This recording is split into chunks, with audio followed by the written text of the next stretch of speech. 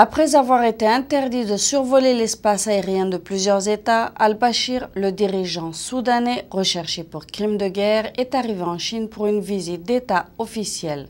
Le Soudan reste en effet l'un des plus importants partenaires commerciaux de la Chine. Le dirigeant soudanais Omar al-Bashir, recherché pour crimes de guerre, est arrivé sur le tarmac de Pékin en visite d'État officielle. Le tribunal pénal international a publié un mandat d'arrêt pour al-Bashir au regard de son implication dans le génocide dans la région du Darfour au Soudan. Mais le régime chinois n'est pas signataire du tribunal pénal international et représente depuis longtemps un partenaire économique majeur du Soudan, qui est un des premiers fournisseurs de la Chine en pétrole brut. L'avion d'al-Bashir est arrivé avec 24 heures de retard après que plusieurs États lui aient refusé l'accès à leur espace aérien, mais le régime chinois a insisté pour que la visite ait lieu.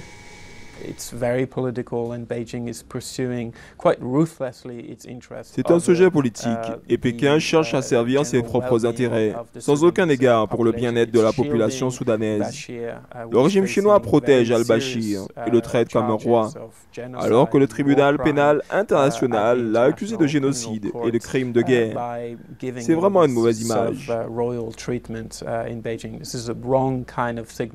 Les discussions au cours de la visite devaient étudier le moyen d'assurer au Sud-Soudan une transition pacifique vers l'indépendance. La région, riche en pétrole, a remporté un référendum concernant l'indépendance qui devrait prendre effet ce 9 juillet. Al-Bashir, dirigeant de ce qui deviendra le Nord-Soudan, est sur le point de perdre les 2/3 des ressources pétrolifères du pays après la séparation. Mais la plupart des infrastructures d'exportation de pétrole se situent au nord et les experts indiquent que le régime chinois poursuivra ses transactions aussi bien avec le nord que le sud.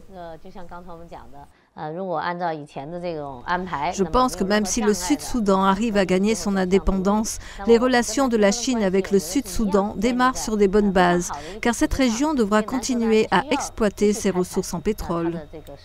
Le régime chinois, connu pour sa politique de non-intervention dans les affaires internes des nations, reste un allié et un partenaire économique de choix. Le régime avait également usé de son droit de veto au Conseil de sécurité des Nations Unies afin d'empêcher les sanctions visant le Soudan pour abus des droits de l'homme.